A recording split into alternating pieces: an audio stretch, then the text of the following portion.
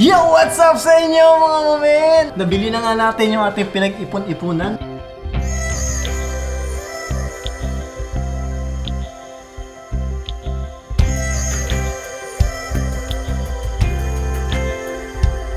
What's up sa ating mga alagad? Magbobo tayo ng computer ngayon. So itong lahat ng ito ay galing sa Lazada dahil punta tayo ng DynaQuest pero wala silang parts. So lahat ng parts na to ay galing sa Lazada. So CPU natin, RYZEN 5 3600, XPG 256 M.2 sa ating boot drive, 16 gig memory ng Trident Z, CORSAIR 550 at dito natin siya bubuhin sa B450 mortar max. Supposed to be tomahawk, kaya lang walang tomahawk sa kung saan ko pa ito hinagilap, no?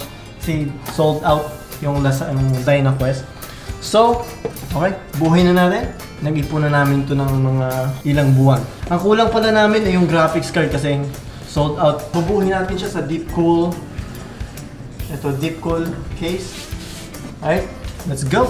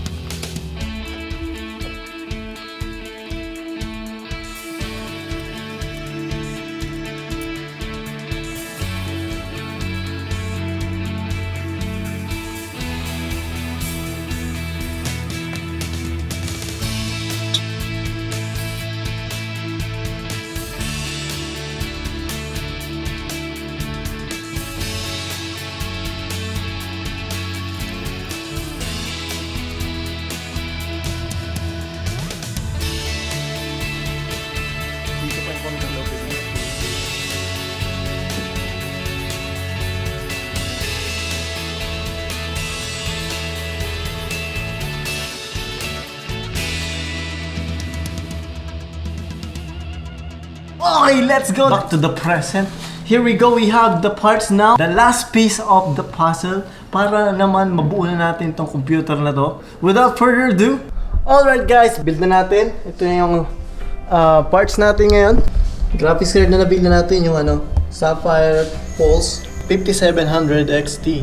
It's more than sufficient sa ating mga kailangan. So sa wakas, may availability. So dahil yung Mortar Max ay walang Wi-Fi, kailangan natin ng Wi-Fi at ng keyboard. Ito na. Okay. Alam ko naghintay ka ng 2 months, no? Pero huwag kang mag-alala. Mabubuo ka na, mamen. Mas madas na siya. Kasi naman 2 months pinaghintay.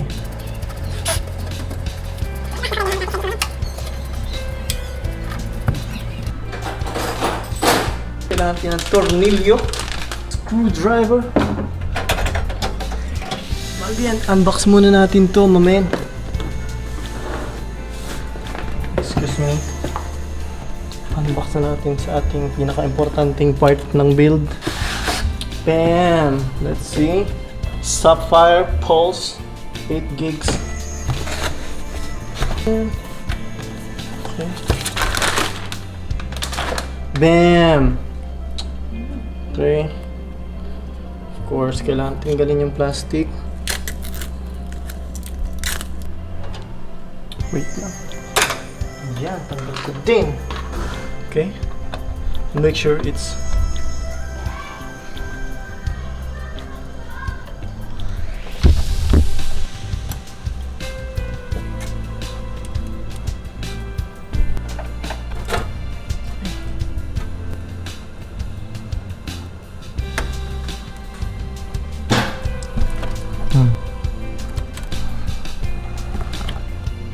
HDMI dito yan ilasaksak.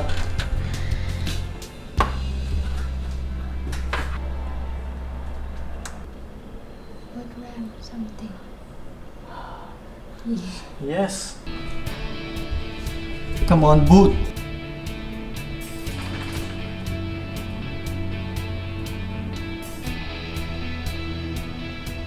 Curl. Oh, yes. Right. So, nag-boot na mga mamen. Kailangan natin mag-install ng mga drivers at mag-test ng games.